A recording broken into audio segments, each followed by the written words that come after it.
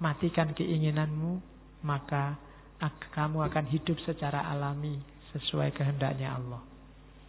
Terlalu banyak keinginan, itu maunya Ibnu Miskaweh, mengeruhkan jiwamu. Pasrahkan saja semua keinginan, hidup secara alami. Mut bil iradat tahya bitobi'at.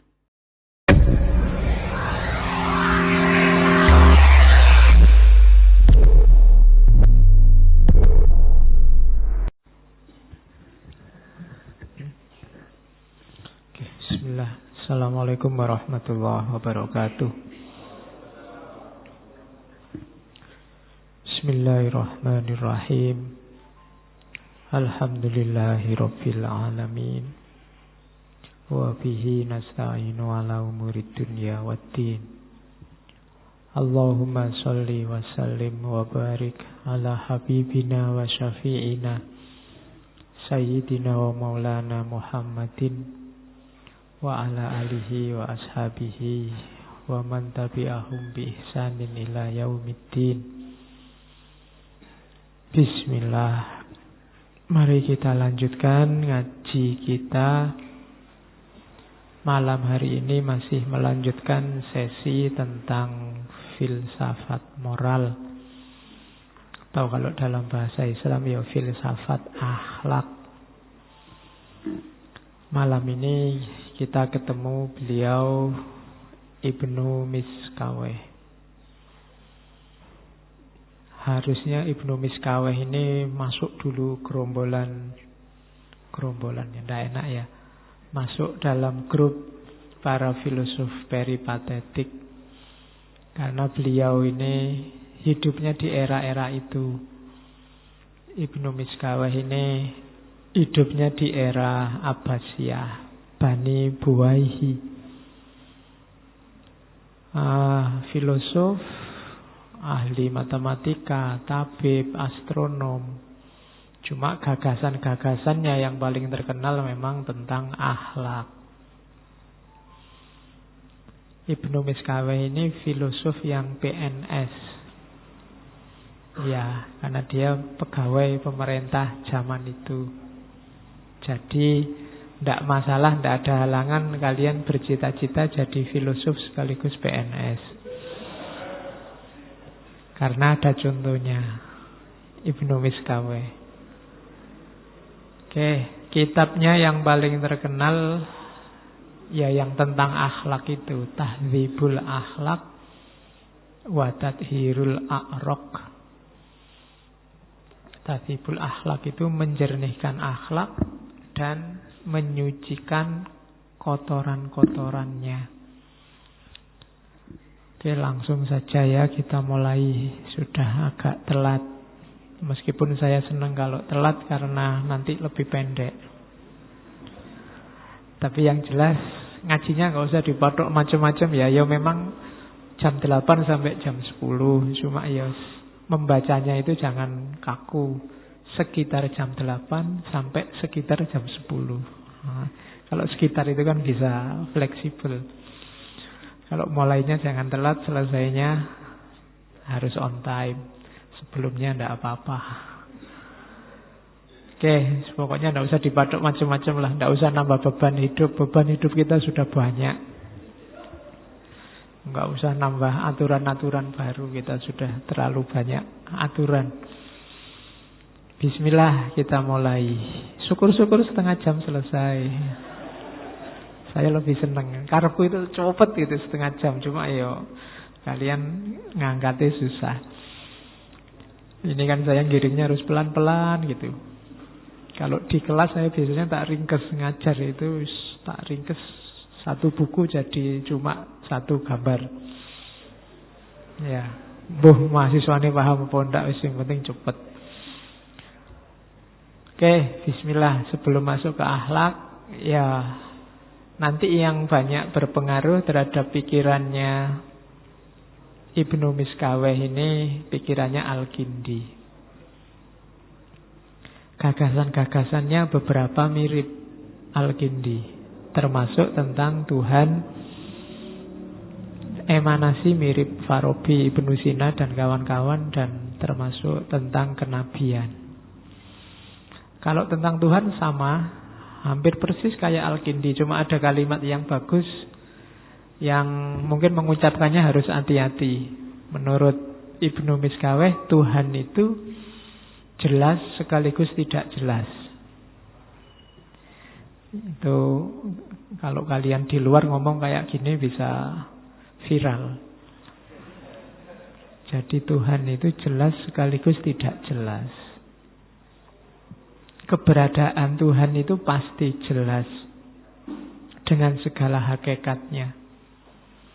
Cuma Tuhan jadi tidak jelas ketika ditangkap oleh akal pikiran kita yang terbatas.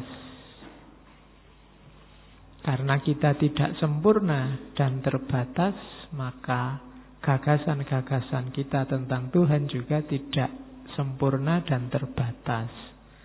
Jadi jelas dari sisi Tuhannya pasti dia wajibul wujud ada. Cuma dari perspektif kita yang manusia dia tidak jelas. Makanya kalau hanya mengandalkan pikiran, ya nanti kita menyembah konsep-konsep pandangan kita sendiri tentang Tuhan.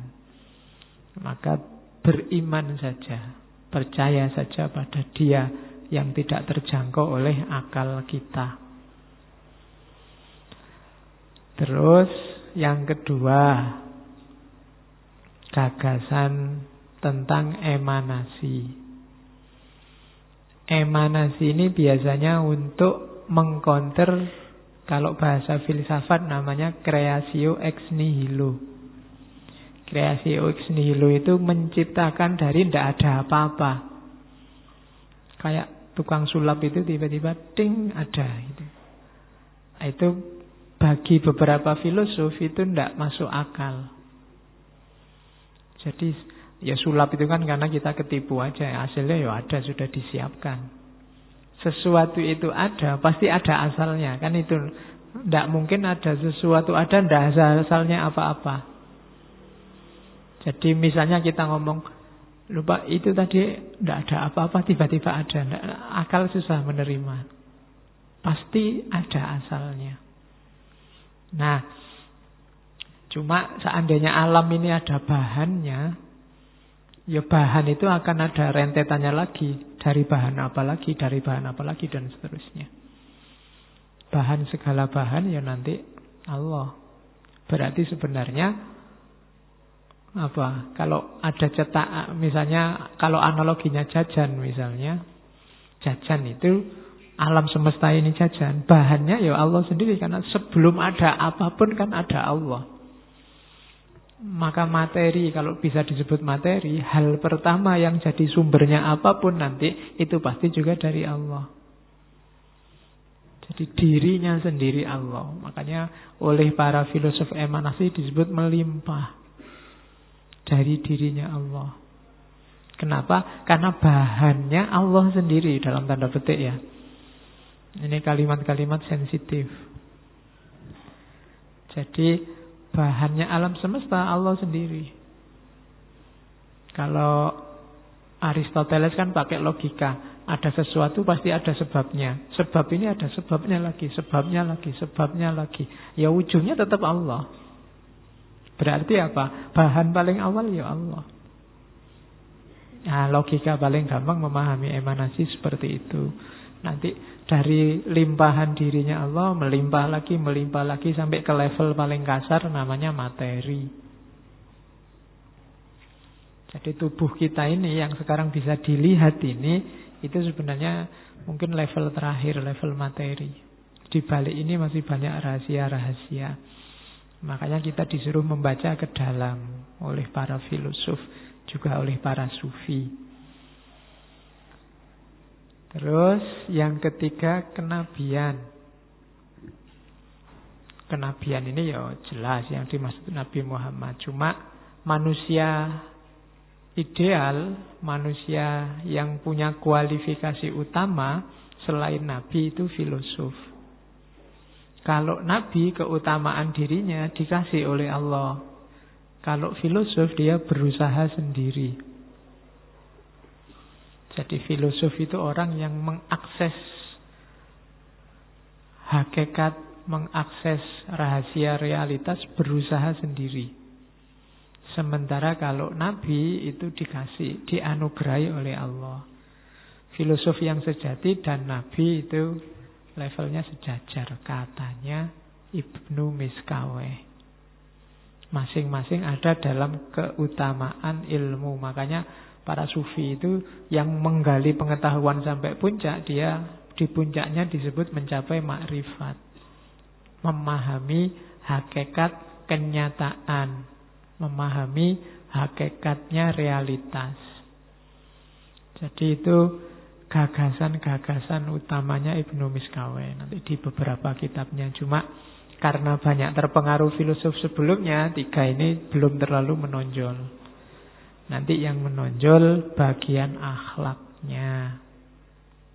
Nah, ini definisi akhlak yang sangat terkenal. Teman-teman yang belajar di madrasah pasti pernah dengar definisi ini.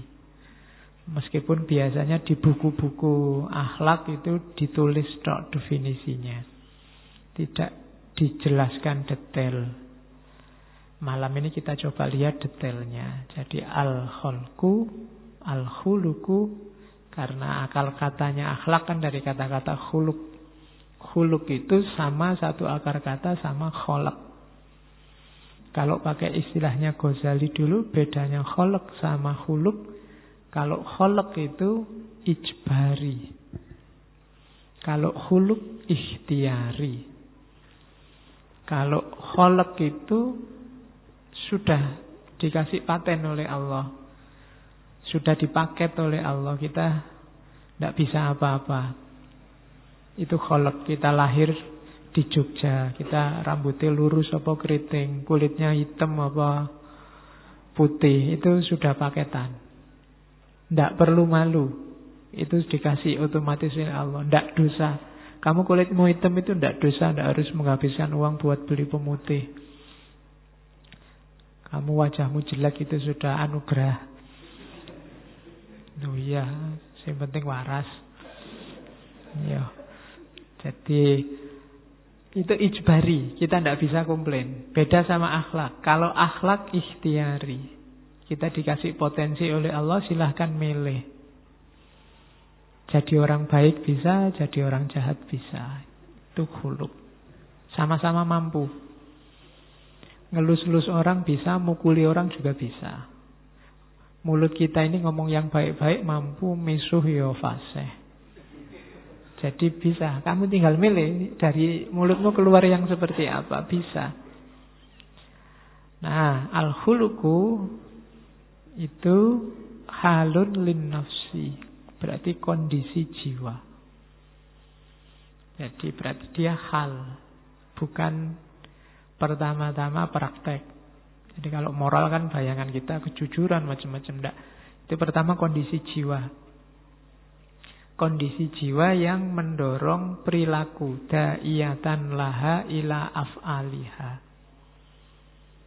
Mendorong perilaku yang min ghairi fikrin wala ruwiyatin. Tanpa difikirkan dan tanpa dipertimbangkan dulu. Kenapa tidak pakai difikir? Karena sudah otomatis. Dorongan jiwa yang melahirkan tindakan otomatis. Tidak pakai mikir, keluarnya langsung begitu. Baik kok mikir, itu biasanya masih pertimbangan, masih panjang, macam-macam. Tapi yang otomatis. Jadi dimintai tolong kok sebentar ya, tak pertimbangkan dulu. Ini untungnya apa bagiku, biasanya begitu. Tapi kalau otomatis nggak usah diminta, langsung tak tolongin kamu. Nah itu biasanya, itulah yang disebut akhlak. Jadi akhlak baik itu ada dalam jiwa, tidak dalam perilaku. Meskipun manifestasinya perilaku. Min ghairi fikrin wala ruwiyatin berarti tidak difikir, tidak dipertimbangkan. Jadi definisinya al-khuluku halun lin nafsi da'iyatan laha ila af'aliha. Maka parameternya akhlak bukan citra. Sehingga orang yang janjane tidak apik tapi menampilkan perbuatan baik kita sebut pencitraan. Pencitraan itu kan tampilannya saja bagus, isinya enggak, bukan halun lin nafsi. Jadi akhlak beneran itu halun lin nafsi, kondisi jiwa. Jadi yang digarisbawahi yang pertama jiwa yang mendorong tindakan yang tanpa dipikir mendalam, otomatis keluar. Itu berarti akhlak. Orang yang jiwanya jujur, otomatis saja akan keluar kejujuran itu, tanpa harus dirancang-rancang, direncanakan. Terus, tujuannya akhlak. Kita belajar akhlak itu tujuannya apa? Karena tadi akhlak itu pendidikan jiwa untuk melahirkan tindakan spontan, berarti melatih jiwa, membiasakan jiwa untuk terbiasa dalam kebaikan. Itu tujuannya pendidikan akhlak. Jadi biasakan dirimu dalam kebaikan. Upayamu membiasakan diri dalam kebaikan itulah pendidikan akhlak. Jadi mendidik akhlak, bukan diceramai. Kenapa kok pendidikan akhlak itu di sekolah ada, pendidikan moral ada. Di sekolah-sekolah, di pondok-pondok pesantren, di lembaga-lembaga biasanya ada pendalaman moral lah, pelatihan SQ dan macam-macam. Tapi kok rasanya masih banyak orang yang tidak mengutamakan moral. Karena cuma diceramahi, cuma dikasih tahu, tidak dibiasakan. Pendidikan moral yang bagus itu pembiasaan. Pembiasaan apa? Kalau di situ pembiasaan dalam kebaikan. Orang yang terbiasa dalam kebaikan nanti sampai pada terminal namanya kebahagiaan. Kebahagiaan itu terjadi kalau kebaikan kita utuh, baik dari aspek lahir maupun baik dari aspek batin. Nah, rumusnya itu. Jadi,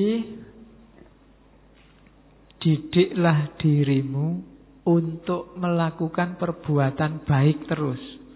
Dalam rangka apa? Membentuk jiwa. Kalau kamu bisa melakukan perbuatan baik, baik kebaikan yang sifatnya kalau di situ mahsusat maupun makulat, kebaikan rasional maupun kebaikan empiris, kamu akan sampai pada terminal namanya kebahagiaan. Jadi bahagia itu terminal akhirnya. Kalau kamu hidup pun tidak bahagia, mungkin kebaikanmu kurang. Pikiranmu terlalu banyak cabang, terlalu banyak pamrih-pamrih. Jadi lakukan saja al-khair. Khair itu syai' an-nafi, sesuatu yang bermanfaat. Jadi akhlak itu kondisi jiwa, berarti pendidikan akhlak itu membentuk jiwa dengan cara gimana? Membiasakan. Membiasakan apa? Membiasakan kebaikan. Kalau sudah kita terbiasa melakukan kebaikan, dia akan keluar dengan sendirinya. Disitulah lahir namanya sa'adah, kebahagiaan. Sa'adah, bahasa Arab ya, bukan bahasa Jawa nanti. Sa'adah, rongadah, telungadah. Ayo. Sa'wadah itu namanya, bukan sa'adah. Jadi itu tujuannya. Jadi rumusnya simple tadi ya. Ini kalau diomongkan gampang, cuma dijalani abot. Membiasakan dalam kebaikan sampai jiwa kita terlatih sehingga kebaikan keluar secara spontan dari diri kita, dan pada akhirnya kita sendiri yang akan melahirkan kebahagiaan. Jangan dikira kalau kita melakukan kebaikan itu efeknya untuk orang lain. Tidak, untuk diri kita sendiri. Jadi kalau kita melakukan hal yang baik, biasanya baik itu hubungannya sama orang lain, tapi sebenarnya manfaat paling besar untuk diri kita sendiri. Entah jenis dan level kebaikannya. Baik kebaikan yang sifatnya rasa, mahsusat, empiris, atau kebaikan makulat, kebaikan rasional. Oke, terus. Enak kalau agak cepat gini enak. Bisa jam 9. Nah, ini pinjam dari teorinya Aristoteles. Gambarannya orang yang bahagianya sempurna, Sa'adah al-kamil, itu ada 5. Yang pertama, sehat fisiknya. Itu pasti ya, nomor 1 kesehatan. Makanya ngajinya gak dipaksa, gak diforsir. Kayak wis capek ya wis. Kalian juga gitu. Kalau kalian enak, kalian iso ngeleset-ngeleset. Kalau saya apa boleh di sini sambil berbaring? Ngantuk sejak pagi. Oke, belum ganti baju lagi dari kantor. Jadi yang pertama kesehatan fisik dijaga. Itu amanahnya Allah. Tubuhmu juga amanahnya Allah. Kalau ngaji ini kan amanah dari Allah dan dari takmir. Jadi tidak masalah. Kalau amanahnya Allah itu nomor 1, tubuhmu jadi nomor 1 kan. Kalau sudah capek ya sudah. Yang kedua, itu sumbernya bahagia, jangan salah. 4 yang bawah itu sukses, tapi nomor 1 enggak juga enggak. Banyak orang hartanya banyak, tapi sakit-sakitan juga sumpek. Terhormat tapi sakit-sakitan ya sumpek. Jadi yang pertama sehat fisik, yang kedua mal, kepemilikan harta, yang ketiga kehormatan. Cuma kehormatan itu di kalangan orang terhormat. Kehormatan di kalangan yang tidak terhormat itu bukan kehormatan. Saya itu terkenal loh Pak di kalangan gendo-gendo itu misalnya ya. Nah, itu bukan kehormatan. Kehormatan itu ya di tengah orang-orang yang terhormat. Kamu dihormati itu berarti kehormatan yang beneran. Jadi yang ketiga reputasi. Yang keempat sukses dalam berbagai bidang kehidupan. Ya, hidup itu kan dimensinya banyak. Kuliah itu kan bidang kehidupanmu, ya sukses itu bahagia. Kalau kuliah nggak sukses-sukses, mesti ya sumpek. Saya sudah berbuat baik banyak Pak, tapi kok nggak bahagia. Kenapa? Kuliah saya loh Pak, nggak lulus-lulus. Skripsi saya nggak jadi-jadi. Itu halangan juga. Kemudian yang kelima, pikirannya lurus, keyakinannya sehat. Bermasalah dalam keyakinan juga problem. Itu Sa'adah al-kamil. Terus sebab-sebab perbedaan akhlak.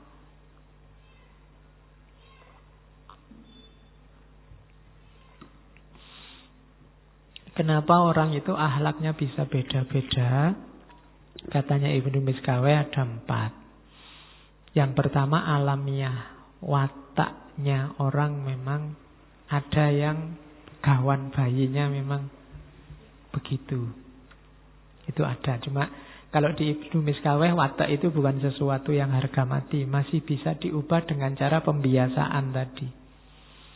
Tapi watak jadi sumber ketidakbahagiaan atau kebahagiaan, dan dia juga sebab perbedaan akhlak. Jadi yang pertama watak. Ya kalian di antara yang harus kalian baca, kalau filsafat itu kan mengenali diri. Pertama-tama pahami watakmu. Watak itu ya orientasinya jiwa, kecenderungannya jiwa. Ndak sama A sama B sama C, yang disukai apa, yang tidak disukai apa, itu watak. Kok ketemunya jelek-jelek, ya cepet-cepet diperbaharui wataknya. Pak, saya itu kok suka males-malesan ya Pak. Jangan-jangan watak saya itu ya. Nah, kalau ketemunya jelek, ya diusahakan dilawan, diganti kontennya biar tidak males-malesan lagi.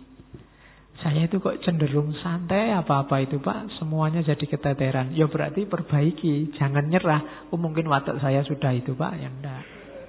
Sekarang watakmu sekarang ya. Bisa diusahakan, besok tidak watakmu lagi. Jadi sebab perbedaan yang pertama watak. Yang kedua ada tradisi, kebiasaan. Setiap daerah, setiap tempat itu punya kebiasaan yang beda-beda. Kebiasaan di Jogja mungkin beda dengan kebiasaan di daerah asal kalian. Itu juga perilaku akhlaknya kadang beda. Yang ketiga ilmunya. Ilmu juga menentukan perbedaan akhlak. Yang keempat kesungguhan. Kesungguhan itu mau atau tidak kita serius. Ada yang ilmunya sudah dalam, sudah ngaji filsafat sejak sesi pertama sampai hari ini, malam hari ini. Cuma ya wis ngaji ya lewat ngaji aja, ndak ada manfaat praksisnya. Nah, itu tingkat kesungguhan. Padahal ada yang baru datang 2 malam Rebu ini sudah keluar wis koyo filosof kayaknya. Dan ada yang kayak gitu. Nah, itu ya mungkin begitu ngaji 2 minggu ini belum wajar serius terus wis ilmunya jeru langsung tiba-tiba dalam. Nah, itu tingkat kesungguhan menentukan. Jadi watak kita ini modal-modal kita, kebiasaan kita, ilmu kita, kesungguhan. 4-4-nya bisa diubah. Bukan sesuatu yang harga mati kayak NKRI. Jadi dia sesuatu yang bisa, kalau memang kontennya jelek, sungguh-sungguh kok isinya jelek ya jangan. Atau pengetahuan kita tentang yang jelek-jelek bisa diubah, ditambah. Atau pengetahuan kita sedikit ya ditambahi. Kebiasaan. Kalau adat kita jelek ya diolah, watak jelek ya diowahi. Jadi 4 hal itu modal kita untuk menjalankan perilaku akhlak. Sekaligus dari situlah setiap orang level akhlaknya beda-beda. Karena beda dalam menggeluti 4 hal itu. Terus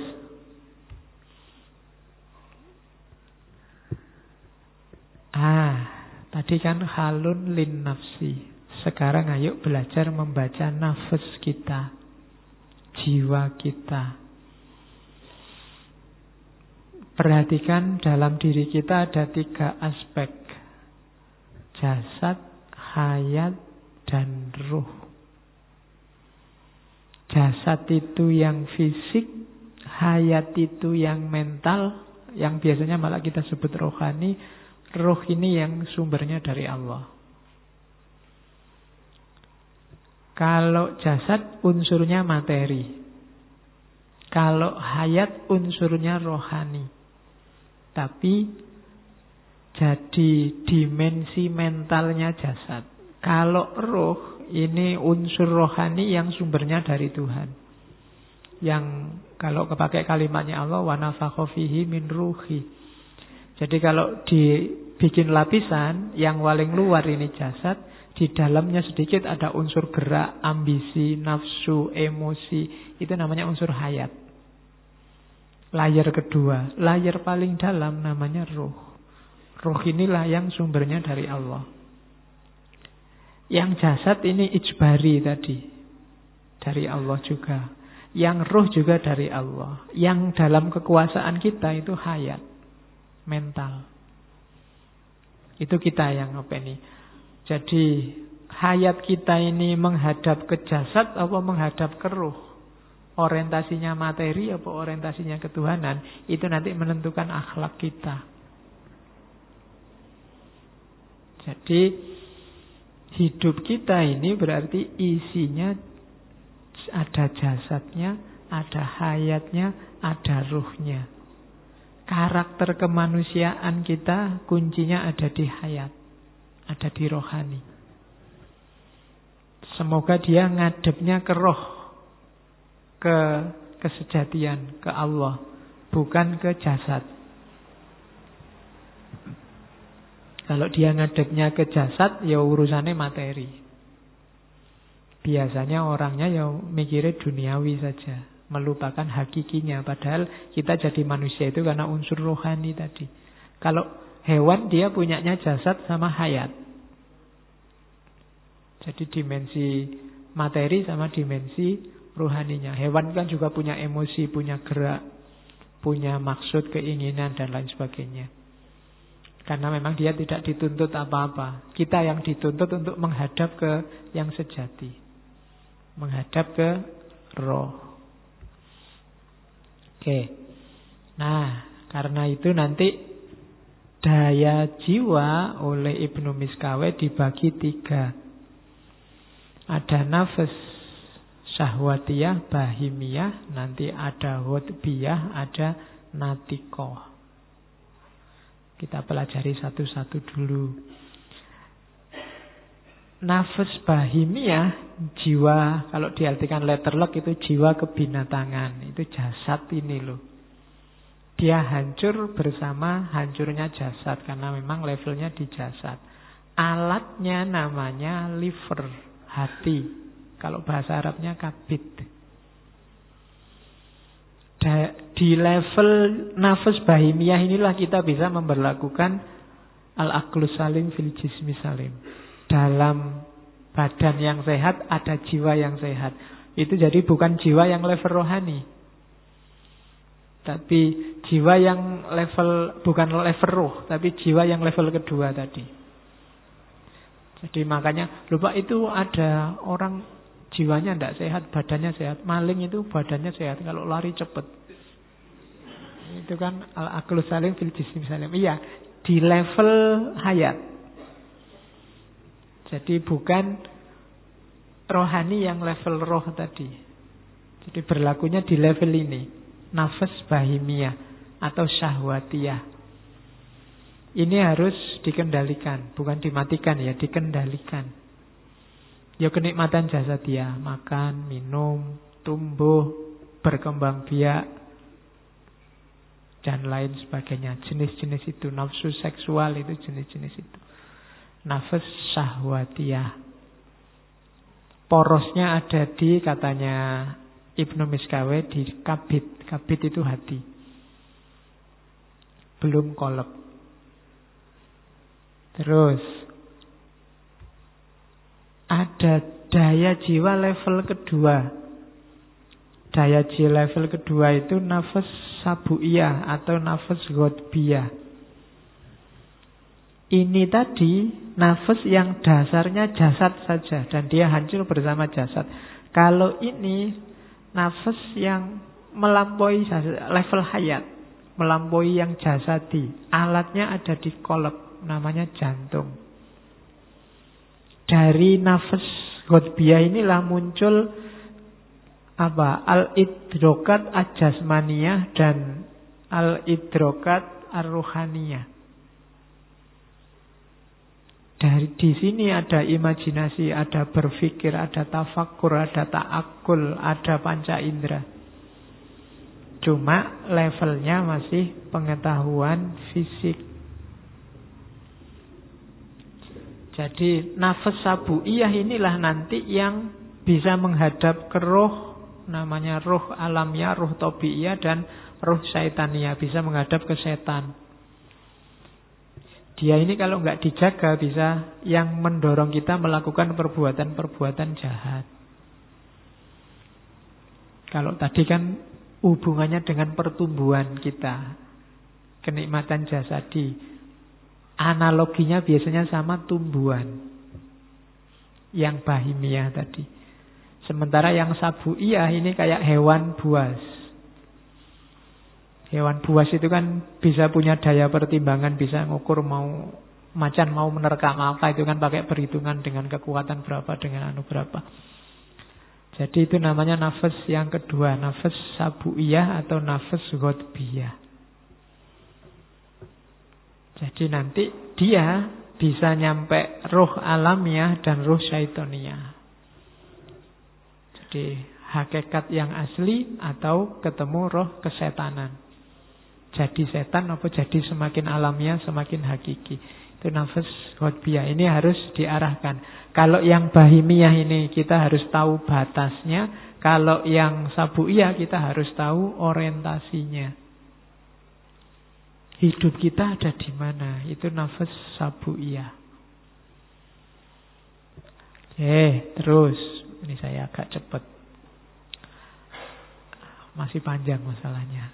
Yang ketiga, nafas an-natikoh. Nafas natikoh inilah atau disebut al-quwah al-akliyah, al-quwah al-mumayyizah, ketika akal sudah sempurna. Dialah rohani yang tidak hancur ketika jasad juga hancur.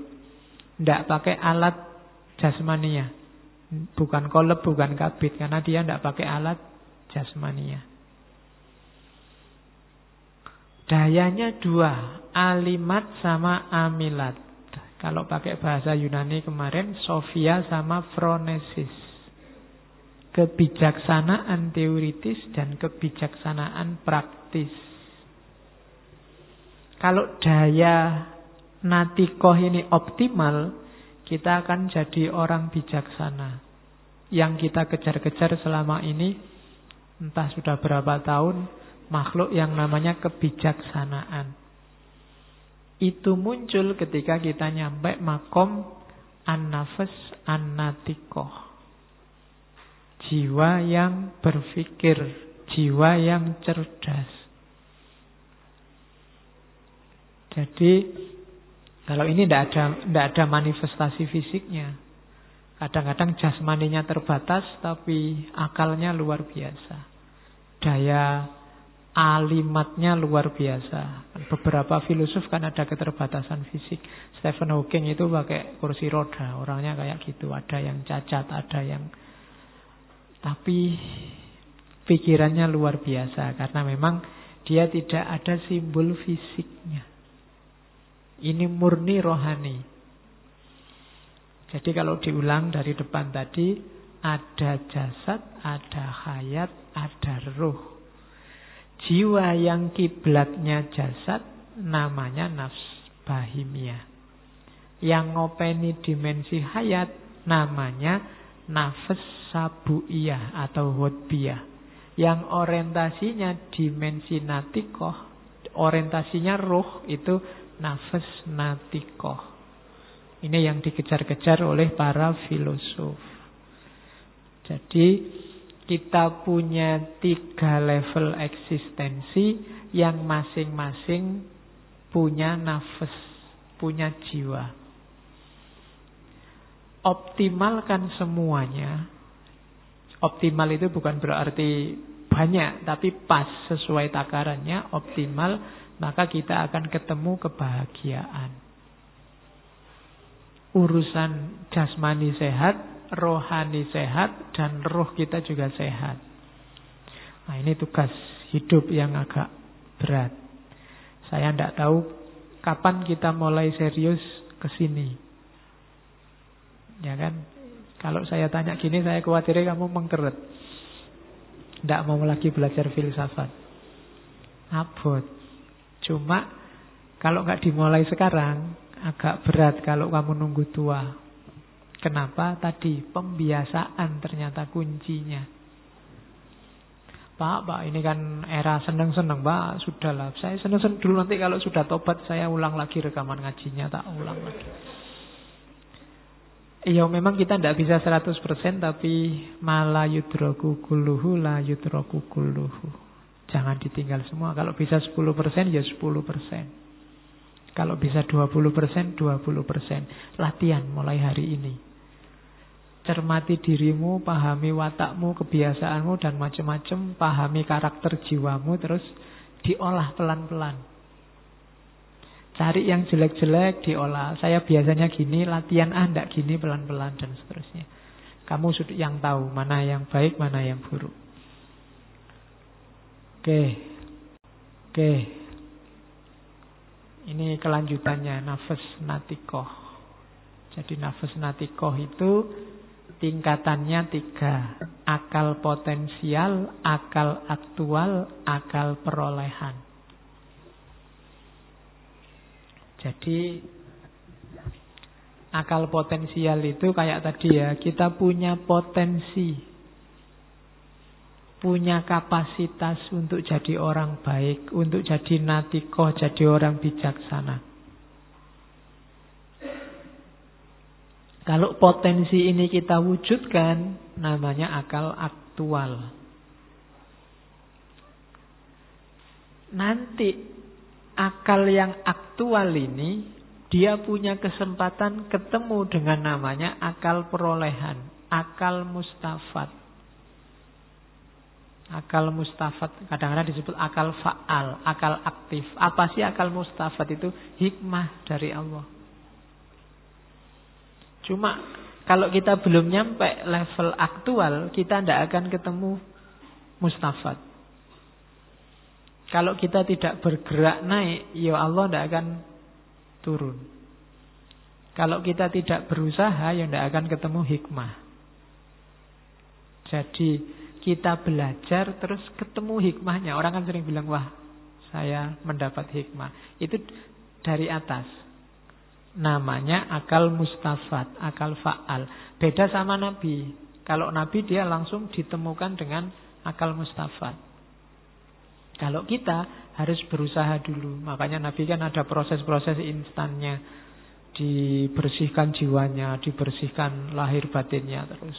Itu memang ada misi yang harus dibawa. Tapi kita yang manusia biasa harus bergerak dari potensi ke aktualita. Kita punya potensi kebaikan, ayo diwujudkan ke yang baik. Kalau kita ada di level yang baik, nanti kita akan ada kesempatan ketemu akal mustafat. Nah, akal mustafat itu akal fa'al. Jadi cara hidupnya nanti begitu. Kita atur biar kita bisa mengaktualkan potensi baik kita. Jangan khawatir, nggak usah, Pak, apa ya bisa Pak, saya jadi orang baik bisa. Pasti bisa. Kalau kita sudah berusaha, di samping kita bahagia, kita akan ketemu akal perolehan. Namanya akal mustafat. Dan ya nanti ada level-levelnya. Perhatikan ya gerak jiwamu. Oh itu kan yang terakhir itu, akal natikoh itu. Akal natikoh itu mencahayai ke bawah atau bergerak ke atas. Menuju Tuhan apa menuju materi. Menjauh dari Tuhan. Kalau menuju Tuhan, alamat kita menuju kekekalan jiwa. Kalau menjauh dari Tuhan, kita menuju kebinasaan. Ini diajarkan di banyak tokoh sufi. Jiwa kita harus madhep ke atas, jangan madhep ke bawah. Gerakan kita harus gerak menuju Tuhan. Apapun gerak kita harus menuju Tuhan. Selangkah, saya sering bilang, selangkah mendekat ke Tuhan. Termasuk ngaji malam hari ini.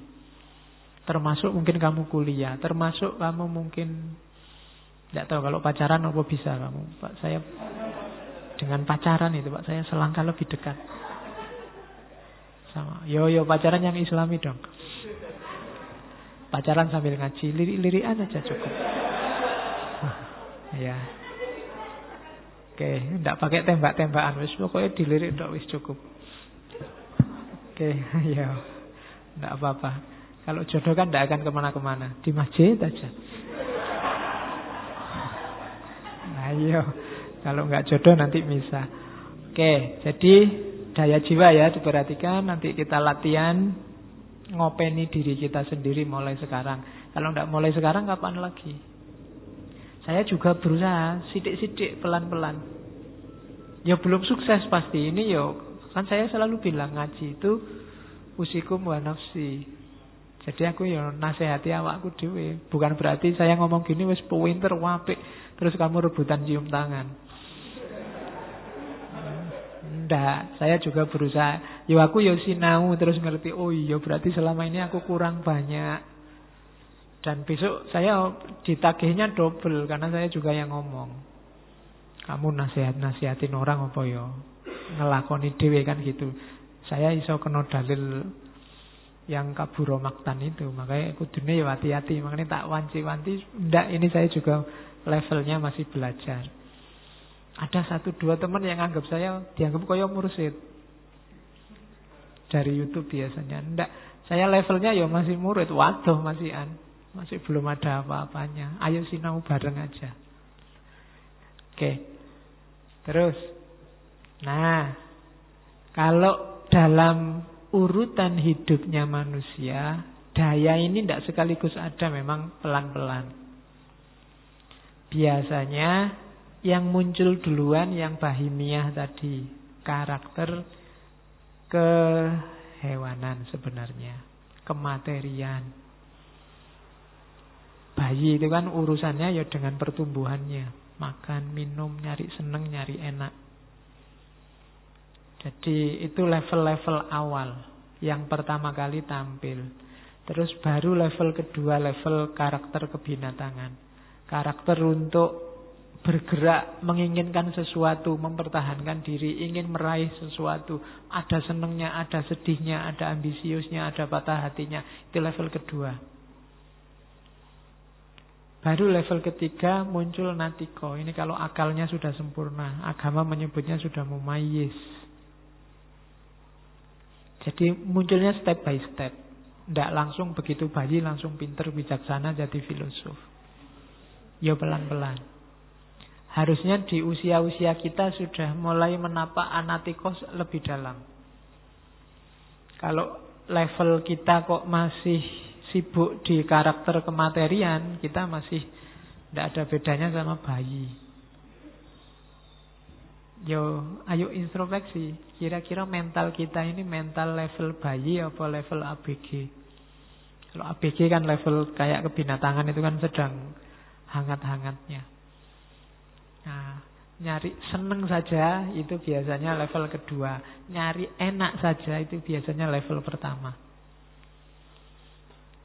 Jadi hidup kita biasanya mana yang dominan? Yang pertama, yang kedua, apa yang ketiga? Cirinya kita sudah nyampe natikoh, katanya Ibnu Miskaweh, sudah punya rasa malu enggak kita? Kalau sudah punya rasa malu, disitulah dimulai pendidikan akhlak. Duwe isin. Kok sampai tua orang duwe isin, berarti belum balik. Ya, yo jangan dimarahi, berarti kan tokoh-tokoh kita kok korupsi besar-besaran, enggak punya malu ya dia. Oh, kasihan dia belum balik berarti. Karena kalau dia sudah balik, sudah punya rasa malu. Semakin orang besar harusnya dia rasa malunya semakin besar. Bukan kemaluannya loh ya, rasa malunya. Jadi semakin besar. Semakin orang duwe isin berarti dia semakin belum dewasa. Jadi adikmu besok, anakmu besok kalau sudah ngerti malu, saatnya pendidikan akhlak. Berarti dia sudah bisa membedakan mana baik, mana buruk, mana pantas, mana tidak pantas.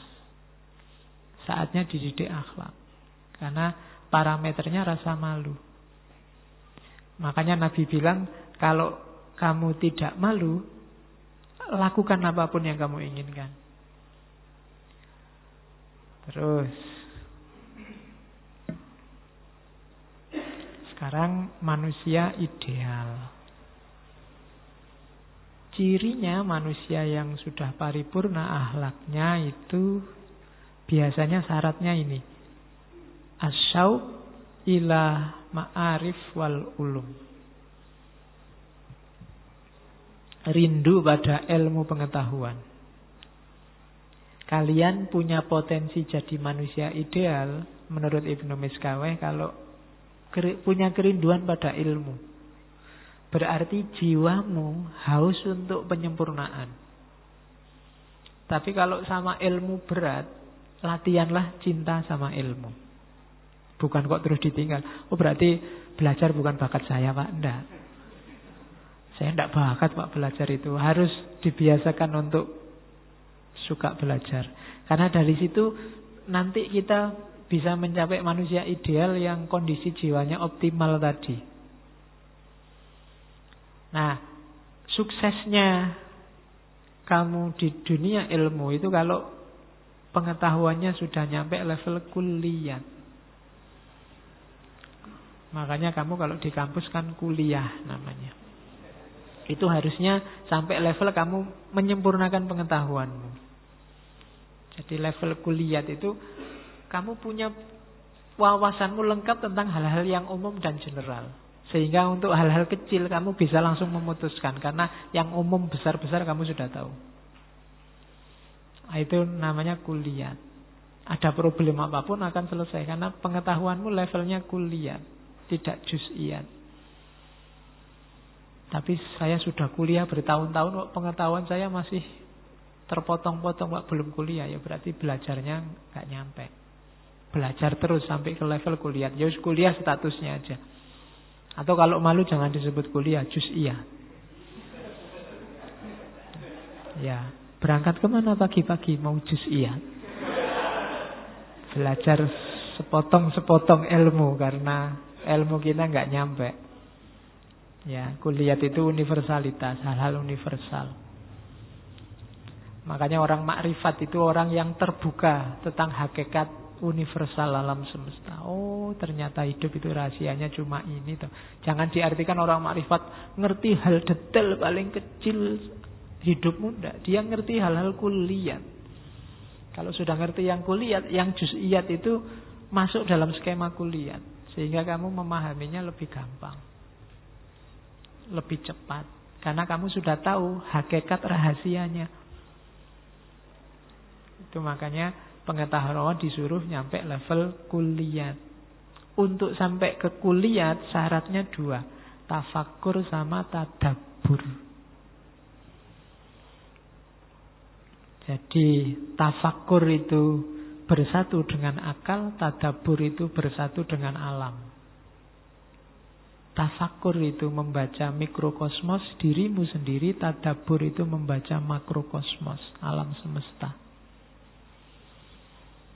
Ya di situ pakai terjemahan kontemplasi. Jadi 2 hal, pahami dirimu dan pahami alam semesta di sekelilingmu. Dari situ kita akan nyampe pada kulliyat. Orang yang nyampe kulliyat inilah yang punya status namanya aliman taman. Orang pinter yang sempurna, yang utuh, pinter sejati, bukan pinter sepotong-sepotong. Inilah manusia ideal. Yo yang namanya ideal biasanya yo cuma jadi standar. Kita semua berusaha ke sana. Dan hanya sedikit yang benar-benar nyampe di sana. Tapi dia harus kita jadikan patokan, tujuan kita ke situ.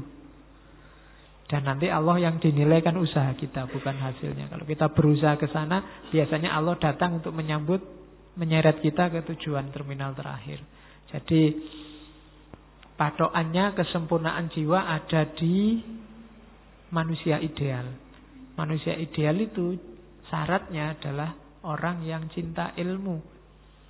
Cirinya cinta ilmu, dia punya pengetahuan kuliah. Dari mana datangnya pengetahuan kuliah? Tafakkur dan tadabbur. Oke, terus. Nah, kalau sudah jadi manusia ideal, bangunlah relasi dengan sesamamu, dengan lingkungan sekelilingmu. Cuma pakai relasi yang paling agung dalam hidup manusia. Relasinya namanya relasi cinta. Cinta pun jangan tanggung-tanggung. Jangan cuma cinta manusiawi nanggung. Cinta ilahi. Cinta manusiawi itu juz'iyat. Cinta ilahi yang kulliyat. Kalau dalam dirimu ada kualitas cinta ilahi, pasti kamu cinta semua di bawahnya. Tapi tidak kalau kamu memulainya dari cinta manusiawi. Kalau cinta manusiawi itu biasanya perlu usaha dulu untuk sampai cinta ilahi. Kalau kamu sudah nyampe makom cinta ilahi, yang di bawahmu pasti kamu cintai semua. Yang di bawah naungan ketuhanan. Makanya kalau kamu masih cinta dunia, masih cinta lawan jenis, masih cinta kesuksesan, ya masih juz'iyat cintanya. Itu ada kalimatnya Ibnu Miskaweh. Ada cinta yang dasarnya kenikmatan, cuma nyari senang. Kesenangan sesaat. 1 jam 50.000.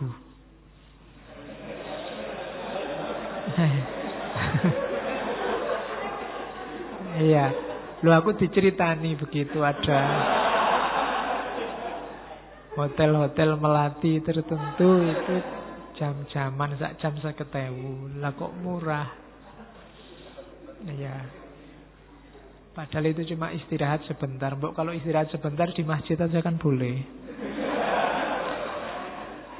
Gratis, tidak bayar. Kalau dasarnya kenikmatan, melekatnya cepat, hilangnya cepat. Jadi cepat loh itu, paling berapa menit kan kamu sudah. Pengennya kemerungsung kayak ya, tapi cepat selesai. Jadi itu dasarnya kenikmatan. Ya enggak cuma itu ya, kenikmatan makan, kenikmatan itu. Kalau pas lagi lapar kan kayak ya, semua mau dimakan. Begitu makan sudah kenyang ya sudah selesai, cepat.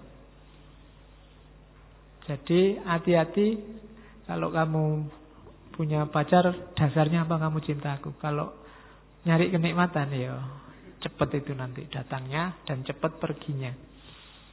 Atau kebaikan. Nggak, aku suka kamu karena kebaikan. Nah itu melekatnya cepat. Dan hilangnya juga lama. Jadi dasarnya kebaikan. Karena kebaikan itu kan tadi khair, kualifikasi jiwa. Karena kamu baik, itu lama hilangnya. Tapi kalau kenikmatan, karena kamu cakep, itu kan hubungannya sama kenikmatan fisik. Itu biasanya lebih cepat hilang. Karena secakep-cakepnya orang pasti jelek pada akhirnya. Kamu kok cakep ya, aku naksir loh. Itu cepet hilang yang itu. Tapi kamu kok baik ya, tapi yang kayak gitu biasanya gombal.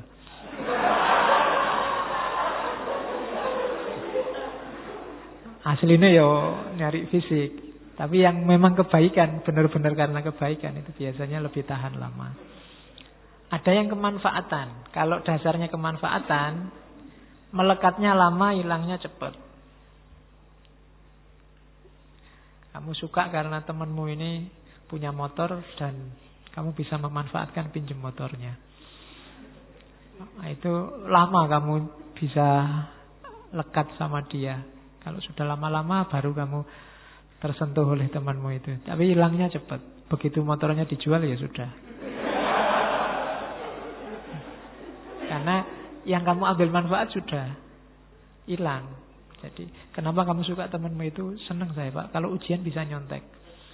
Begitu temanmu gak asik contekan ya sudah putus. Hilangnya cepat dan nyambungnya lama. Atau cinta yang dasarnya semua kebaikan. Nah itu berarti ya lekat sekali dan pudarnya lama. Cuma 4 hal ini levelnya cinta manusiawi, duniawi. Adalah yang merangkum semua cinta ilahi. Jadi bangunlah relasi di level cinta ilahi. Terus, ini teori mewarisi Aristoteles. Teori jalan tengah. Rumusnya kita semua sudah tahu. Kebaikan itu ada di tengah-tengah, tidak di ekstrim.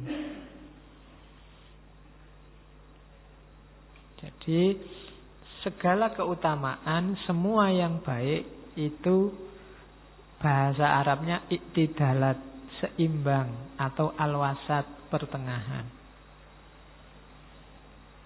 Nah, tengah-tengahnya gimana? Katanya Ibnu Miskawe tadi, bahimiyat tadi, nafsu yang paling jasad. Tengah-tengahnya apa? Iffah, menjaga kesucian diri.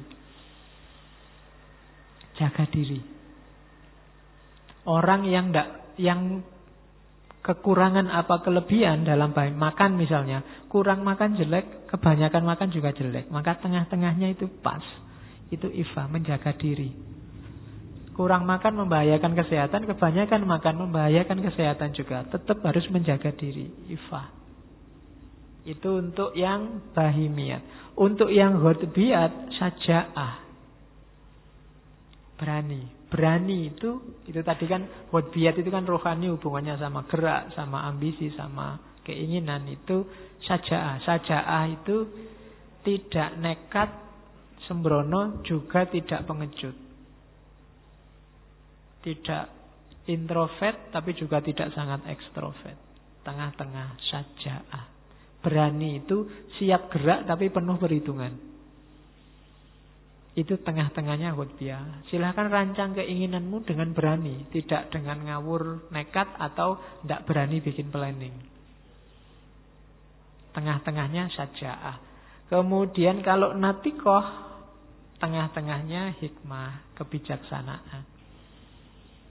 Bijaksana itu kemampuanmu untuk meramu pengetahuan sehingga pas, cocok untuk diterapkan. Kadang-kadang kan pengetahuan itu kan saya bilang sifatnya kayak senjata. Kapan kamu pakai pisau, kapan kamu pakai pedang, kapan kamu pakai samurai, kapan kamu pakai pistol, harus pas. Musuhnya pakai apa, kamu pakai apa. Medannya seperti apa, kamu pakai apa. Kalau nggarap sawah ya pakai cangkul, jangan pakai keris. Nggarap sawah, ini keris ampuh loh Pak. Iya, tapi untuk nggarap sawah ya pakainya cangkul, kan gitu. Jadi itu kayak senjata. Maka bijaksana itu ngerti. Ya nggak mentang-mentang kerisnya ampuh terus dipakai untuk macul di sawah. Untuk macul ya pakai cangkul. Kan begitu. Itu namanya bijaksana. Pengetahuan filsafat dari awal sampai akhir ini kan macam-macam itu isinya. Ya kapan pakai John Dewey, kapan pakai Immanuel Kant. Semuanya ada unsur-unsur yang pas untuk hidup kita. Kalau setiap kali kita ngaji kan kita mesti iya ya hidup itu begitu. Iya ya hidup itu begitu. Karena apa? Ada bagian dari hidup kita yang cocok sama itu. Maka pakailah dengan dosis yang cocok juga. Kapan harus pakai Karl Marx, kapan harus pakai Nietzsche, kapan pakai Freud. Itu kan kita harus ngerti dosisnya. Begitu salah dosis ya kacau hidup kita. Itu loh. Waktunya harus serius, eksisten kayak Nietzsche, kamu pakai yang pasif-pasif kayak sufi-sufi, ya berat. Waktunya berjuang ya pakai senjata yang bisa untuk berjuang. Waktunya tidur pakai bantal. Jangan waktu tidur pakai cangkul. Tidak bisa. Itulah kebijaksanaan. Jadi intinya filsafat belajar di situ sebenarnya. Nyawanya ada di situ. Oke, nanti gabungan dari tengah-tengahnya 3 tadi namanya adalah keadilan. Tengahnya tengah itu keadilan. Ya, nanti penjelasannya panjang di Ibnu Miskaweh. Tapi yang jelas hampir mirip dengan beberapa filosofi yang lain. Keadilan itu nyawanya moralitas. Itu dosis yang adil. Oke. Rumusnya ini kalau mau dipakai, pakai diagram. Jadi ifah tadi, kalau bahasa Arabnya ifah, antara dingin-dingin itu maksudnya kekurangan dan rakus, syarah, humud dan syarah. Syaja'ah antara juben dan tahawur. Hikmah antara balagh itu dungu. Dungu itu tidak sama dengan bodoh. Dungu itu mungkin pengetahuannya banyak, tapi menggunakannya tidak pas. Itu dungu namanya. Kamu lah sudah ngerti toh kalau kayak gitu. Iya nih saya tidak tahu harus dipakai toh ternyata. Itu orang menyebutnya dungu. Balagh bahasa Arabnya. Atau lancang. Tidak ngerti nekat aja. Nah itu namanya sofah. Kalau adil ya lawannya zalim. Aniaya. Baik menganiaya maupun dianiaya, bagi Islam dua-duanya tercela. Maka jangan izinkan dirimu dianiaya dan jangan bolehkan engkau menganiaya. Itu Islam. Kalau kamu sedang dianiaya, ya keluarlah dari konteks keteraniayaanmu. Kalau kamu sedang menganiaya, berhenti, jangan menganiaya. Di level apapun. Karena fenomena keteraniayaan itu menunjukkan tauhid yang tidak hidup. Kenapa? Dalam fenomena penganiayaan ada yang ranking atas, ada ranking bawah. Yang atas menganiaya yang bawah. Dan ketika ada hierarki atas bawah, berarti ada yang di atas makhluk selain Allah. Itu berarti tauhidnya perlu dipertanyakan. Kita keluar dari jerat yang anti tauhid itu, berarti kita keluar dari jerat kezaliman. Tengah-tengahnya adil. Nah, yang butuh dalil tak kasih dalil, ben koyo ngaji tenanan. Ini dalilnya tengah-tengah, ya. Yo yang paling kita kenal kan khairul umuri. Dulu ustaz saya kalau ngaji khairul umuri ausatuha, segala hal itu yang paling baik yang tengah-tengahnya, kecuali donat, mesti gitu. Ya, kalau donat jangan dimakan tengahnya, tidak ada apa-apanya. Adanya pinggir. Oke, itu Al-Isra ya. Kita sering dengar ini. Wala taj'al yadaka mahlulatan ila unukika wala tabsudha kullal basti fataq'uda maluman mahsura. Jangan jadikan tanganmu terbelenggu, jangan males-malesan. Atau jangan kikir. Wala tabsudha kullal basti, juga jangan boros.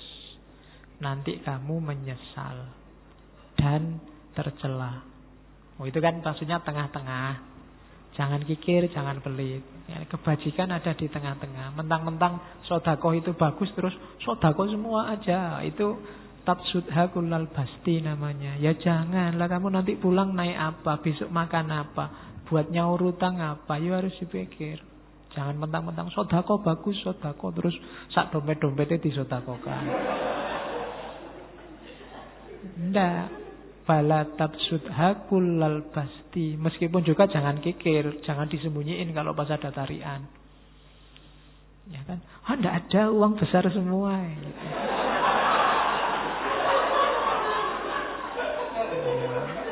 Sering ya gitu. Enggak ada yang kecil gitu. Ya besok kalau kalian jadi panitia minta sumbangan, bawalah uang kecil yang banyak. Ya. Kalau minta ke dosen, Pak, minta sumbangan, tidak ada yang kecil ya, saya ada kembaliannya, Pak. Jadi enak. Oke. Atau Al-Furqan, waladzina idza anfaqu lam yusrifu wa lam yakturu. Dan orang yang ketika menafkahi tidak berlebihan dan juga tidak pelit. Al-Furqan 67. Kalau Al-Furqan sebenarnya ada ayat bagus sebelum 67 itu yang wa ibadur rahmani alladzina yamshuna fil ardi haunan wa idza khatabal jahiluna qalu salama. Itu ayat untuk melawan orang-orang bodoh. Hari ini kan banyak orang tidak pintar, ngomong semua di medsos. Dan itu diingatkan oleh Al-Quran. Kita yang pintar ya jangan kayak gitu juga. Jadi wa ibadur rahmani, dan hamba Allah yang maha penyayang itu alladzina yamshuna fil ardi hauna. Kalau jalan di muka bumi dia tawadhu, menundukkan diri. Wa idza khatabahumul jahiluna, kalau ada orang-orang bodoh ngomong macam-macam termasuk tentang dirinya, qalu salama. Mereka hanya ngomong hal-hal yang menyelamatkan, hal-hal yang damai, hal-hal yang dingin. Kelemahan kita selama ini, kalau ada orang ngomong jelek terus kita balas dendam ngomong jelek juga. Dia sudah mendahului ngomong jelek, aku ngomong jelek. Sana miso sini miso. Level kita akhirnya jatuh ke level mereka. Nah, padahal Quran nyuruhnya ndak, wa idza khatabahumul jahiluna qalu salama. Ini ayat sebelumnya kalau enggak 63 64. Al-Furqan. Oke, jawabanmu kalau disuruh kultum. Pakai itu ya. Judulnya anti hoak. Terus sumbernya sifat buruk, karena tadi yang utama tengah-tengah, maka yang buruk itu lebih atau kurang. Kemudian katanya Ibnu Miskaweh secara umum ya, orang itu sumber keburukan itu yang pertama kemarahan, yang kedua takut mati, yang ketiga kesedihan. Hati-hati kalau kamu sedang marah, atau sedang takut, atau sedang sedih.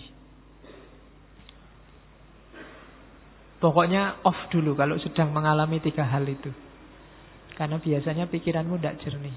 Yang keluar hal-hal buruk, tidak terkontrol. Kalau di Ibnu Miskaweh, kemarahan itu bisa melahirkan ujub, sombong, merasa besar, iftikhor, bermegah-megahan, cekcok, mirok, menang sendiri, lajat, muzah. Muzah itu ketawa-ketawa, gurau. Mak lampir itu kan, kalau dia kan ketawa terus itu. Itu karena dia punya niat jahat, marah, ingin menyesatkan orang, terus dia mesti ketawa. Nah, hati-hati dengan orang yang ketawa terus. Ya ketawa ya sekali-sekali, neng ojo, guyu terus. Mengeraskan hati kalau katanya Nabi. Muzah. Jadi biasanya orang marah juga begitu, menyepelekan orang. Jadinya musa, menertawakan orang lain. Membohongi diri, tidak sadar berapa kapasitasnya, merasa dia besar luar biasa, berhak balas dendam. Istihza, mencemooh orang lain, menertawakan orang, atau menindas orang lain. Dan jangan mudah takut, termasuk takut mati. Mati itu tidak perlu ditakuti. Orang takut mati karena tidak tahu hakikat kematian, tidak tahu nanti setelah mati ada apa, tidak tahu kalau jiwa itu kekal, menganggap mati itu berat luar biasa, takut siksaan setelah mati, tidak tahu yang dialami setelah mati, takut meninggalkan keluarga, harta, dan lain-lain. Tidak usah ditakuti. Belajarlah tentang kematian, nanti kamu akan paham. Ya nanti entah sesi kapan kita ngomong filsafat kematian. Kalau kamu berani. Ada beberapa filosof barat timur termasuk Jawa yang ngomong tentang kematian. Bahkan tembang Jawa itu simbol-simbolnya simbol kematian. Beberapa. Oke, kalau kesedihan katanya Ibnu Miskaweh sumbernya biasanya dua. Berpisah dari yang dicintai atau gagal meraih yang dicintai, meraih yang dicari. Ya karena yang dicari biasanya yang dicintai itu.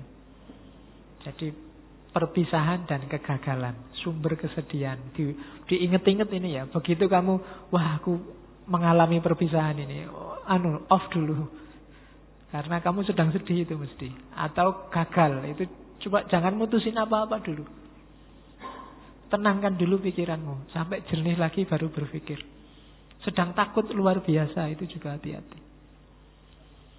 Orang takut itu biasa, makanya cowok-cowok kan sering ngajak pacarnya nonton film horor. Karena waktu takut itu pikirannya nggak jalan ya, ngerangkul ya.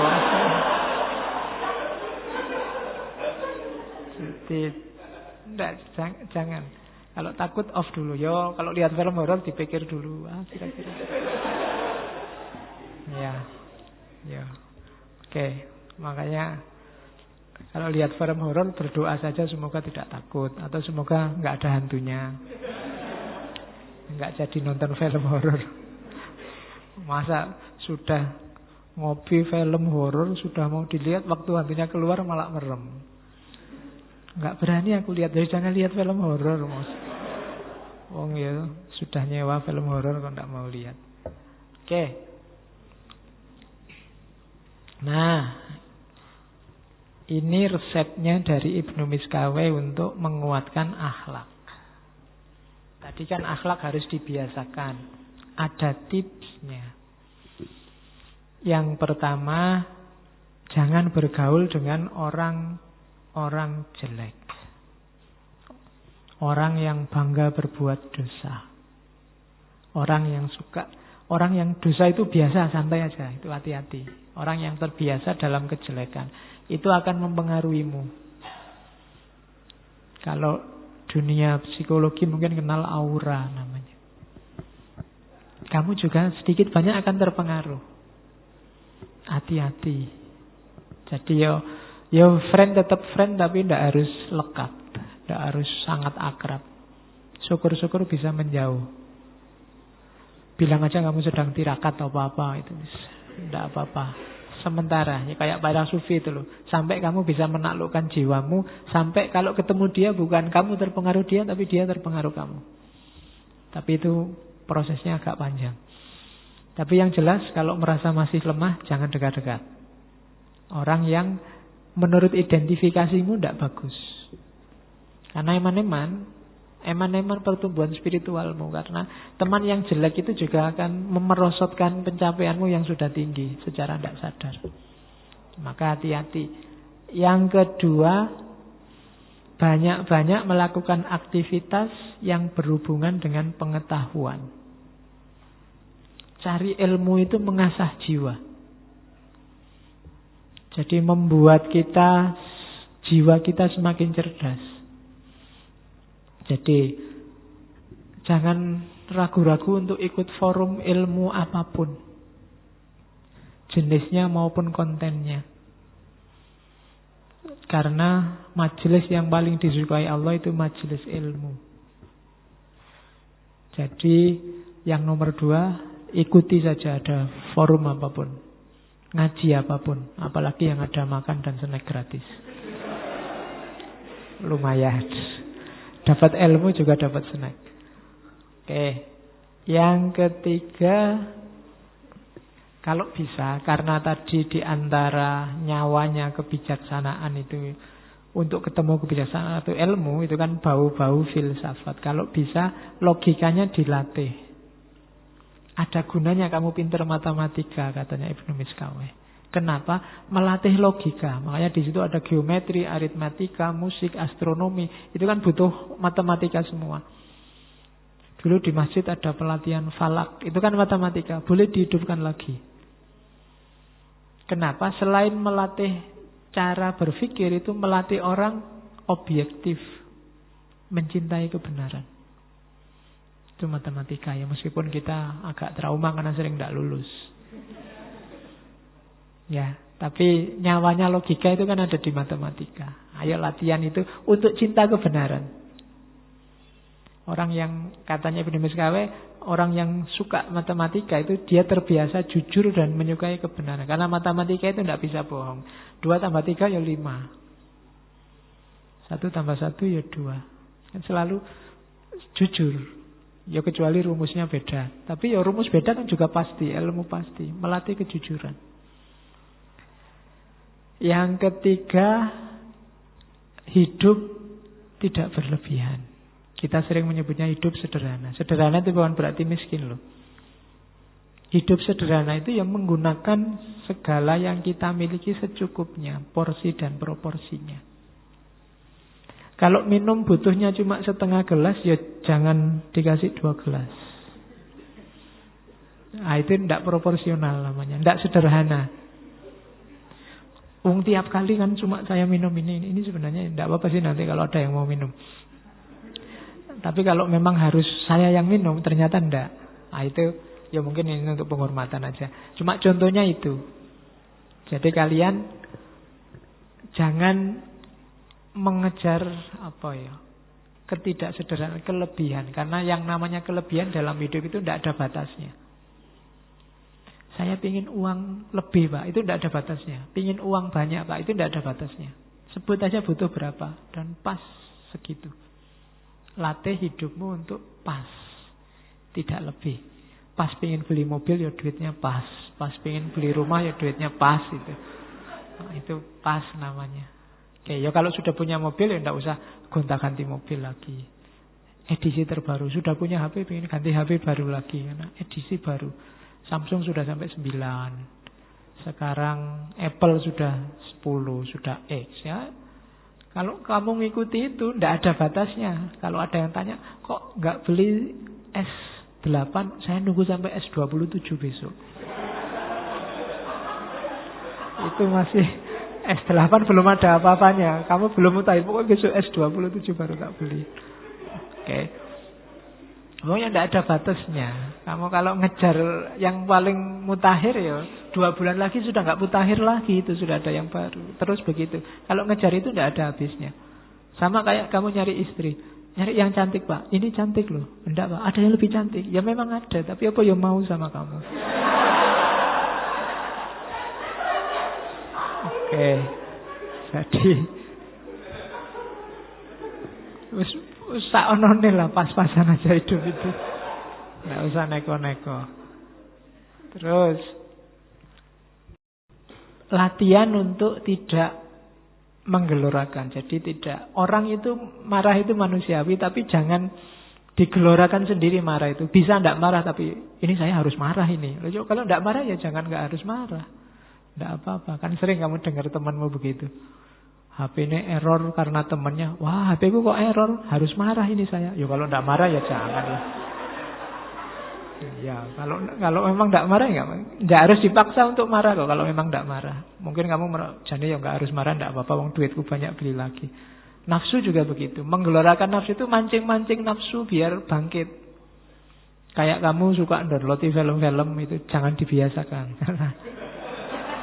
Kenapa? Itu jenis menggelorakan. Ya kan? Termasuk jalan-jalan di mall, nonton barang baru, makanan enak. Itu kan menggelorakan nafsu. Oh ya percuma kamu tidak kuat beli. Lah iya kan? Si mas nafsunya menggelegak, terbayang-bayang sampai rumah. Aduh, baju itu bagus sekali. Cuma kok ya 750.000. Ya, mesti kamu gitu. Salahmu sendiri jalan-jalan terus di mall. Itu upaya minimalisir hal-hal yang bisa menggelorakan nafsumu. Latihlah jiwamu begitu. Terus kalau ada waktu, muhasabahlah, renungilah bagian-bagian tubuhmu tertentu. Tangan ini tak pakai apa aja ya seharian tadi. Kalau ada waktu gitu, coba latih. Mulut ini sudah ngomong apa aja. Jari ini sudah ngomong apa aja. Kamu kan sekarang ngomongnya kadang pakai jari.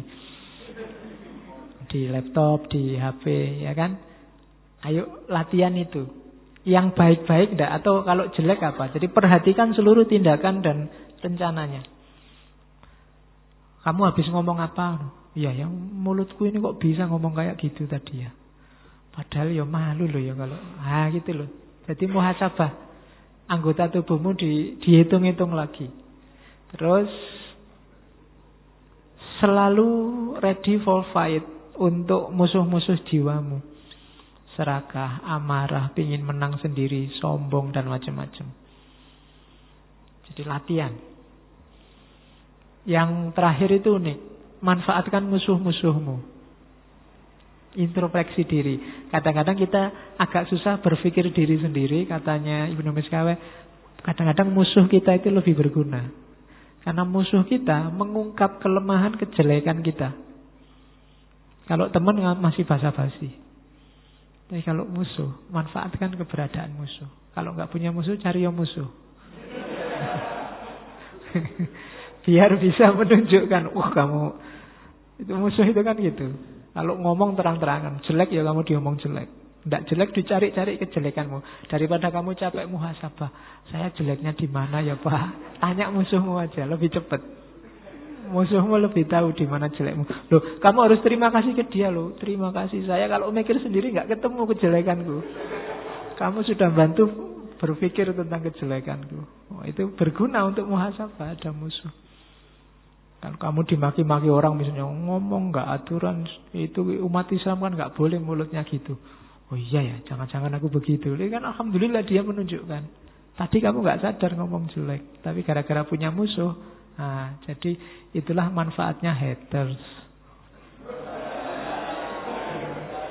Iya kan? Makanya tidak masalah kamu punya haters. Meskipun tidak punya, ya pura-pura punya ben kayak terkenal. Biar kayak orang terkenal. Haters itu gunanya apa? Menunjukkan di mana jeleknya kita.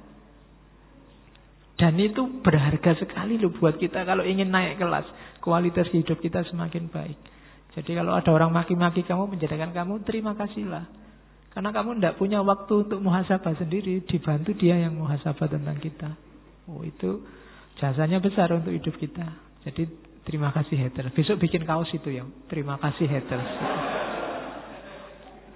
Kamu membuka mataku tentang betapa aku ini banyak kejelekannya. Kan gitu.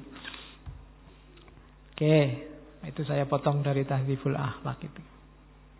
Kita harus selalu dalam proses perbaikan akhlak. Karena inna wujuda jauharil insan muta'allakun bikudrati fa'ilihi wa kholikihi tabaraka wa taqaddasa ismuhu ta'ala. Kalau bentuknya jiwa, kapasitas potensinya jiwa, itu berhubungan dengan takdir, kudrat dari pembuat dan penciptanya, yaitu Allah. Kalau wujud. Tapi kalau tajwid, fa amma tajwidu jauharihi fa mufawwadun ilal insan wa huwa muta'allaqun bi iradatihi. Kalau perbaikannya, jadi wujud itu keberadaannya, tajwid itu memperbaikinya. Perbaikan jiwanya itu dititipkan mufawwadun, menjadi haknya, menjadi tugasnya manusia.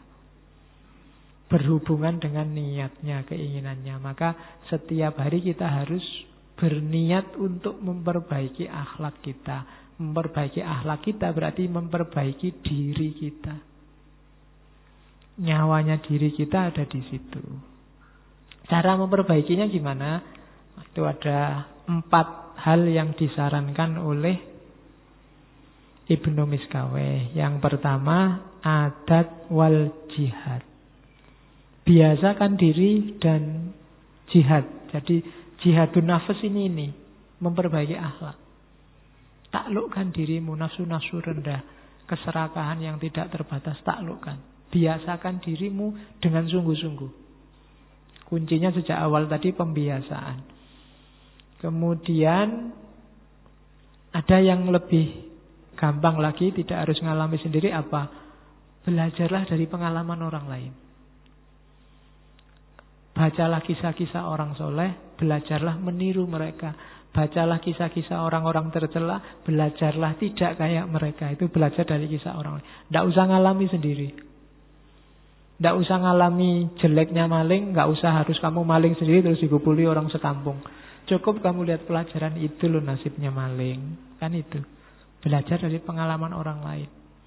Tidak harus nunggu mengalami bencana, cuma kita belajar dari bencana orang lain. Yang kedua, belajar dari orang lain. Yang ketiga, belajar dari diri sendiri. Namanya mawas diri, muhasabatun nafas. Yang keempat, pakai strategi oposisi.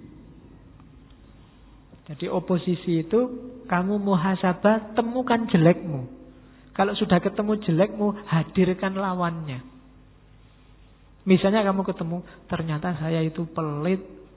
Ada teman pinjem aja bilang tidak punya uang, padahal uangku masih banyak misalnya.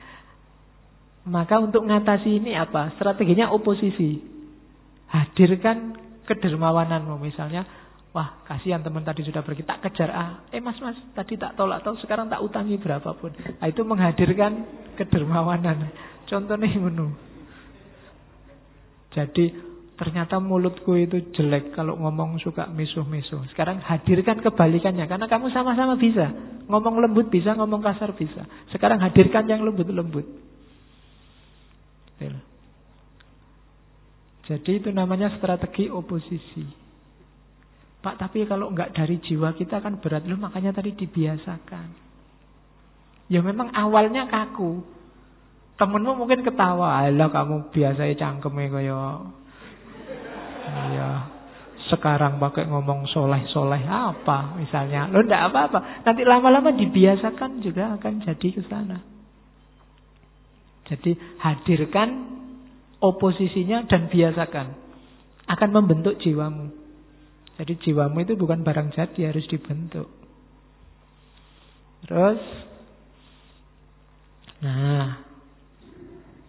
tadi kan perbaikan akhlak, materinya apa kemudian? Obatnya. Tadi kan bolak-balik disuruh cinta ilmu. Syaratnya untuk idealnya moral itu manusia yang cinta ilmu pengetahuan.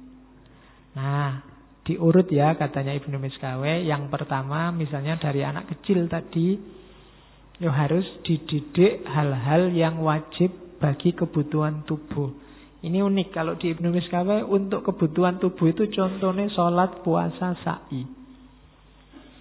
Karena memang 3 ibadah ini punya implikasi langsung bagi kesehatan jasmani.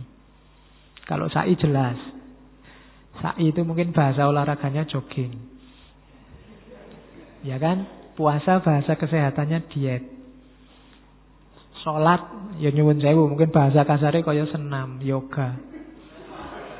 Loh itu kan, mungkin Ibnu Miskaweh lihat itunya. Bahwa ada loh hal-hal yang dibutuhkan oleh tubuh. Dia ngasih contoh itu. Padahal itu ibadah lagi sehat. Cuma ya ibadah yang mantap, gak kayak, mungkin sholat kita mungkin agak minimal. Sholat kita kan cepet. Kita kan jenisnya the flash, cepet sus. Semakin pinter kita, semakin cepet kekuatan sholatnya. Ya. Jadi sholat, puasa itu kan kayak menahan diri. Itu kan orang nyari kesehatan biasanya puasa. Atau sa'i itu. Ya itu contoh. Yang lain juga banyak. Yang penting belajar semua ilmu yang berhubungan untuk pemenuhan kebutuhan jasmania. Yang kedua, baru belajar semua ilmu untuk pemenuhan kebutuhan jiwa. agama, akidah yang benar, motivasi untuk cinta ilmu. Ya semua ilmu yang dibutuhkan oleh jiwa kita harus dipelajari, dibutuhkan oleh jasmani kita dipelajari. Juga jangan lupa hal-hal yang kita butuhkan dalam rangka interaksi sesama manusia. Jadi utamakan 3 ilmu ini. Ya sebenarnya sudah semua ilmu ada di situ. Ilmu-ilmu eksakta itu mungkin banyak di hal yang wajib diketahui oleh tubuh. Ilmu-ilmu humaniora ada hal yang wajib diketahui oleh jiwa. Ilmu-ilmu sosial ada hal-hal yang wajib dalam hubungan sesama manusia. Berarti sebenarnya Ibnu Miskawih mau ngomong, ya belajarlah semua ilmu. Jangan terkecualikan, semua ilmu penting. Kayak ngaji ini jenisnya humaniora sebenarnya, maka itu kebutuhan untuk jiwa. Ya jangan ngaji dok, kamu juga harus ngerti kebutuhan untuk tubuhmu. Ada ilmunya sendiri, yang wajib sesama manusia juga ada ilmunya sendiri. Oke, ini terakhir. Nah, ini sekarang terakhir ngasih tips mungkin untuk kita, untuk menemukan hikmah. Pokok-pokok akhlak bagi pencari hikmah menurut Ibnu Miskawih. Sekarang dicek jiwa kita, ada kualifikasi ini enggak? Kalau ada, kita sudah filosof. Ya, karena kita sudah punya hikmah. Yang pertama, coba dicek apakah jiwamu lebih suka yang hak daripada yang batil, lebih suka kebenaran daripada kebohongan, lebih suka yang baik daripada yang buruk. Kalau masih belum ya enggak. Karena ada orang itu kebohongan enggak apa-apa asal menguntungkan kelompokku. Hoak enggak apa-apa asal menguntungkan kelompokku. Itu berarti sebenarnya jiwa kita masih belum cenderung pada kebenaran. Yang kita pentingkan kepentingan kita atau kepentingan kelompok kita. Yang kedua, selalu berusaha mengendalikan diri. Ya nanti saya titip kalau muhasabah coba dicek ya, dalam sehari kira-kira berapa jam kamu sadar bahwa kamu itu manusia hamba Allah, punya tugas, sadari aja keberadaanmu, kira-kira berapa jam. Karena hidup kita ini terjebak oleh rutinitas-rutinitas. Jadi kita lebih sering kayak mesin jalan aja begitu saja. Hari Senin kuliah jam pertama melakukan kuliah tanpa jiwamu sendiri sering tidak hadir. Jangankan waktu wong sholat aja kadang juga jiwamu tidak hadir. Itu berarti apa? Kesadaran dirimu tidak muncul, apalagi pengendalian diri. Kalau kamu sadar tentang dirimu, itu baru kamu bisa mengendalikan dirimu. Yang nomor 2, kita berusaha mengendalikan diri. Syarat pertama berarti ya sadari diri dulu. Sering-sering kalau lagi ngapa-ngapain coba dicek. Oh iya ya, sekarang aku ada di sini ngasih ngaji, tadi di kampus. Aku ini sekarang posisinya sebagai yang ngasih wawasan, tapi apa ya pantas aku kayak gitu kan, kesadaran bahwa aku sekarang ada di sini. Kamu ngaji di situ mungkin ya sambil melayang kemana-mana pikiranmu. Tapi coba hadirkan dirimu. Menghadirkan diri sendiri itu tidak gampang juga. Tiap hari harus latihan.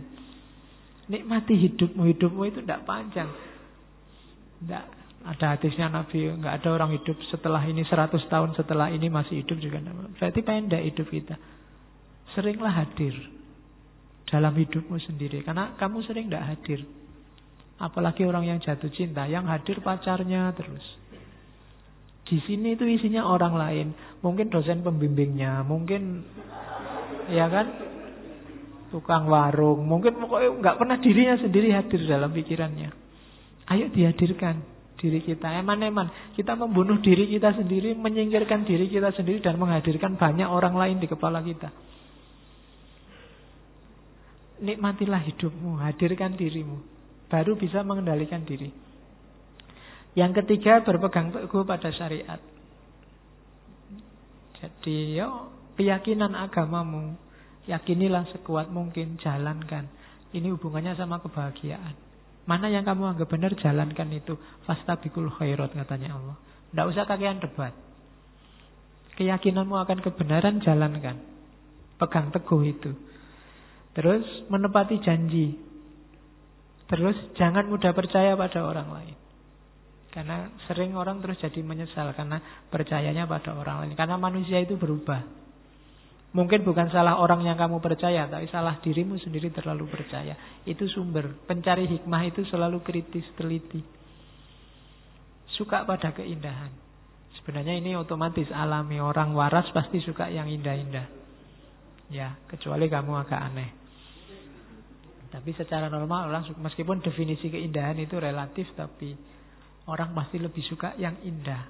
Meskipun indahnya subjektif, tapi senangilah keindahan. Kemudian latihan menyetabilkan jiwa apapun yang terjadi, tidak gampang terpengaruh. Sukses, gagal, dan yang sejenis itu tetap kukuh jiwamu dalam akhlak. Terus latihan tidak mudah mengungkapkan sesuatu sebelum dipikir. Sebelum tahu kebenarannya yang sejati, jangan ngomong apapun, jangan menyebarkan apapun. Hari ini kan sering begitu. Pastikan dulu bahwa yang kamu sebarkan itu, yang kamu omongkan itu memang benar sesuai keyakinanmu. Bahwa ya kita bisa salah, tapi latihlah dirimu untuk tidak mengungkapkan sesuatu yang kamu sendiri juga tidak yakin benar. Atau kamu sudah tahu bahwa itu tidak benar. Biasanya karena alasan kepentingan-kepentingan sesaat. Berani dalam kebenaran itu pasti. Orang boleh penakut, pengecut dalam kejelekan. Takut Pak saya bohong itu bagus. Saya pengecut Pak kalau disuruh pacaran itu Pak misalnya. Tidak apa-apa. Tapi kalau dalam kebenaran harus berani. Terus mengisi sisa umur untuk hal-hal yang penting. Ini juga, yes kamu introspeksi lah. Dalam 24 jam hidupmu, kira-kira berapa jam yang serius dan penting? Berapa jam yang iseng? Berapa jam yang tidak ada gunanya sama sekali? Bisa dimulai dari hal paling kecil, HP-mu coba. Postinganmu hari ini, atau yang dikirim temanmu hari ini, coba dibaca. Berapa hal yang gawat darurat? Berapa hal yang penting luar biasa? Berapa hal yang kamu tidak baca juga tidak masalah. Berapa hal yang mending dia tidak usah ngirim daripada kamu nambah sumpek. Berapa hal yang... Loh, itu klasifikasi latihan. Biar hidupmu lebih bernilai. Karena semakin orang melakukan hal yang tidak penting, semakin hidupnya tidak bernilai. Oke, terus melaksanakan yang seharusnya. Tanpa ketakutan mati, takut miskin, takut masa depan, dan seterusnya. Tidak usah menanggapi kata-kata orang jahat yang dengki. Waktumu habis. Karena orang dengki itu, kamu jawab kayak apapun, dia akan nyari jelekmu. Tidak usah dijawab, kamu ambil pelajaran aja kayak tadi. Alhamdulillah, terima kasih kamu membuka jelekku, biar aja. Tidak usah dibalas. Kalau dibalas levelmu sama kayak dia. Terus selalu menjaga, itu bukan menjadi, selalu menjaga stabilitas kondisimu, kaya, miskin, terhormat, terhina, tidak masalah. Saya sudah berakhlak baik loh Pak, kok masih tidak dihormati sama orang lain, masih suka dihina sama orang lain, tidak masalah, tidak ada hubungannya. Terus ingat sakit ketika sehat, ingat sedih ketika senang, ingat tulus ketika marah. Jadi ketika sehat, ingatlah sakit, maka kita hati-hati. Ketika senang, ingatlah sedih. Kita tidak berlebihan. Dan ingatlah tulus ketika marah. Orang marah itu berarti ada sesuatu yang dia inginkan tidak terwujud. Orang yang begini biasanya tidak tulus. Ada pamrihnya. Maka ingatlah ketulusan. Oh ya, saya kan harus tulus. Apapun orang tulus itu, apapun hasilnya nggak masalah. Dia tidak akan mengungkit, tidak akan menggugat. Dan yang terakhir, kuat keinginan dan optimis sepenuhnya kepada Allah. Percaya. Jadi tidak usah bergantung pada apapun, percaya sepenuhnya pada Allah. Tidak usah nunggu balasan yang baik dari orang lain. Tidak usah nunggu dibaiki orang lain. Tidak usah nunggu orang lain berbuat baik padamu. Kamu saja berbuat baik dan percayalah kalau Allah nyuruh itu, nyuruh pada kebaikan, pasti hasilnya juga baik. Yakin pada Allah saja. Nah itu pokok-pokok pencari hikmah. Sudah selesai. Itu quote dari Ibnu Miskaweh sebenarnya miliknya Plato. Meskipun Plato tidak pakai bahasa Arab. Ya, mut bil irodat tahya bitobiat. Matikan keinginanmu, maka kamu akan hidup secara alami sesuai kehendaknya Allah. Terlalu banyak keinginan, itu maunya Ibnu Miskaweh, mengeruhkan jiwamu. Pasrahkan saja semua keinginan, hidup secara alami. Mut bil irodat tahya bitobiat. Oke, alhamdulillah Ibnu Miskaweh selesai juga. Meskipun tadi kamu tak bilang jam 9 selesai ya, ternyata agak mundur sedikit. Jam 10.